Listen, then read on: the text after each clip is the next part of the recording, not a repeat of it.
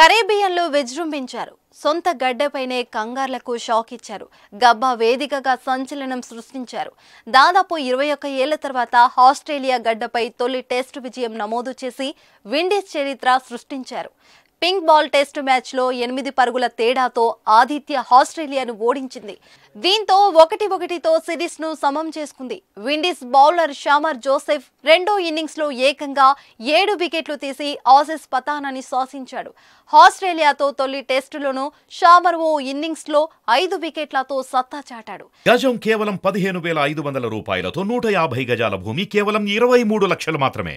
1997 తర్వాత ఆసీస్ను వారి సొంత దేశంలో ఓడించడం విండీస్ కు ఇదే మొదటిసారి. 216 పరుగుల లక్ష్యాన్ని ఛేదించే క్రమంలో ఆసీస్ 207 పరుగులకే ఆలౌటై ఓటమి పాలైంది.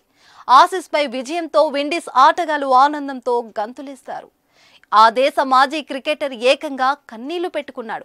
ఇదే మ్యాచ్ కు కామెంటరీ చెబుతున్న బ్రియన్ లారా జట్టు గెలవగానే ఆనందంలో మునిగిపోయారు. సంతోషాన్ని పట్టలేక కంటతడి పెట్టుకున్నారు.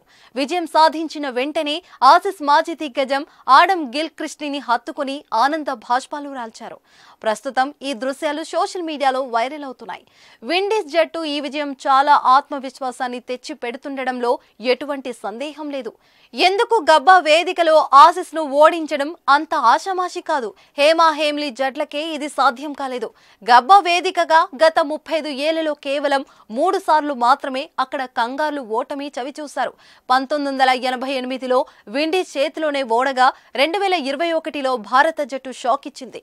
మళ్లీ ఇప్పుడు వెస్టిండీస్ చేతిలో పరాజయం ఎదుర్కొన్నారు. కంగార్లకు పెట్టని కోటగా ఉన్న గబ్బాలో విండీస్ విజయం మరుపురానిదే. వరల్డ్ కప్ కు అర్హత సాధించలేకపోయిన వెస్టిండీస్ జట్టుకు ఈ గెలుపు కొత్త ఉత్సాహాన్ని ఇవ్వడం ఖాయం.